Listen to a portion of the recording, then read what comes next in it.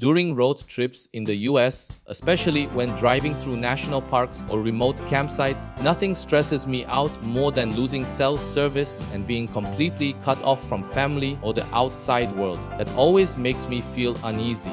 Everything changed when I discovered Starlink Mini, small, light, and unbelievably easy to use. In this video, I'll walk you through how I install it, how it performs, and how it holds up during international travel.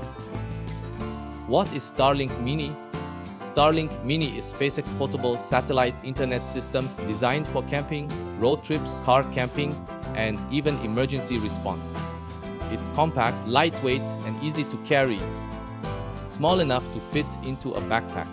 It brings internet to places with zero cell signal, letting you work remotely or stay connected.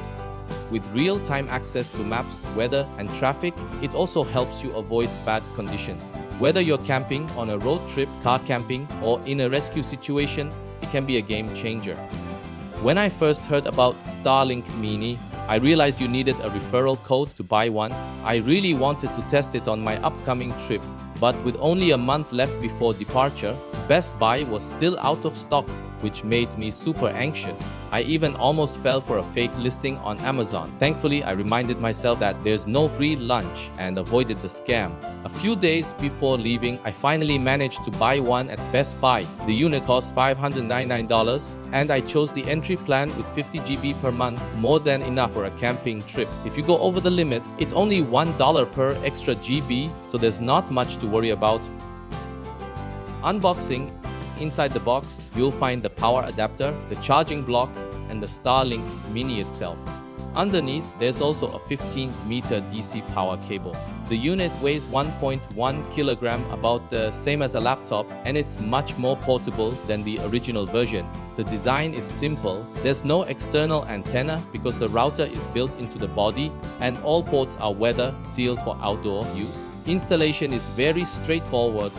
Just plug in the Starlink Mini, open the mobile app, point the unit in the right direction, and you're online.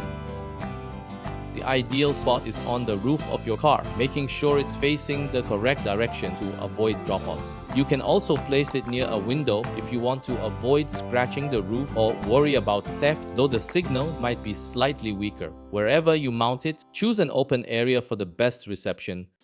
For power, Starlink Mini requires 12 volt to 48 volt. I use direct DC power instead of the included AC adapter to avoid voltage drop issues.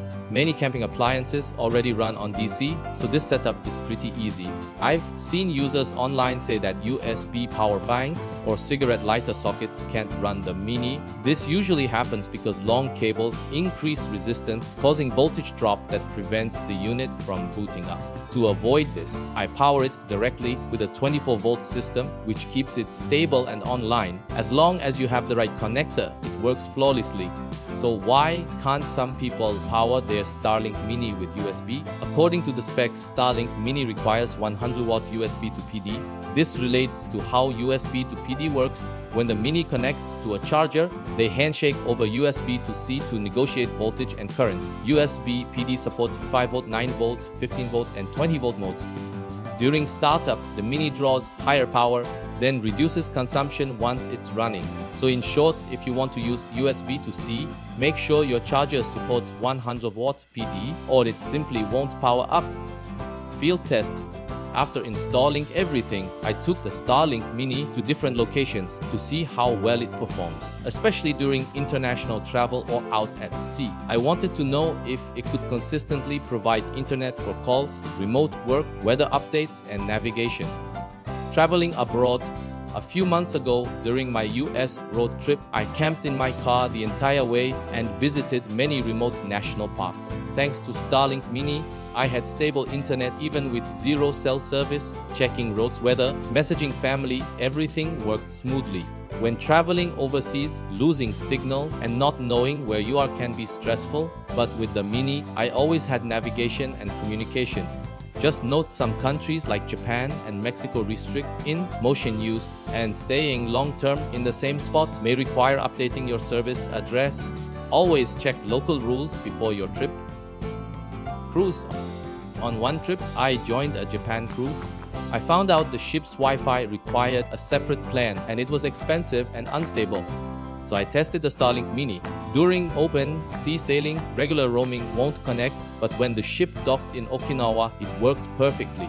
If you plan to be out at sea for long periods, Starlink offers dedicated maritime plans. They cost more, but depending on your needs, they might be the better choice. Conclusions: after using Starlink Mini on several trips, here are my takeaways. It's small enough to pack in a backpack or keep in the car, which makes it incredibly convenient. It solves the biggest problem of remote travel, no signal, and gives you a reliable way to contact family in emergencies. You also get real-time weather and route updates, which makes every trip safer and easier to plan. Just remember to pay attention to power supply, placement, and local usage rules. Some countries still don't allow Starlink Mini, though that may change in the future, so always check the regulations before you go.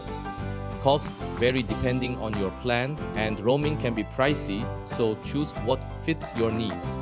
These are my thoughts on the Starlink Mini. If you enjoy camping, van life, digital nomad work, or long road trips, this device is definitely worth trying. A stable internet connection makes every journey smoother, gives you peace of mind. If you've used Starlink Mini or any other satellite internet, feel free to share your experience.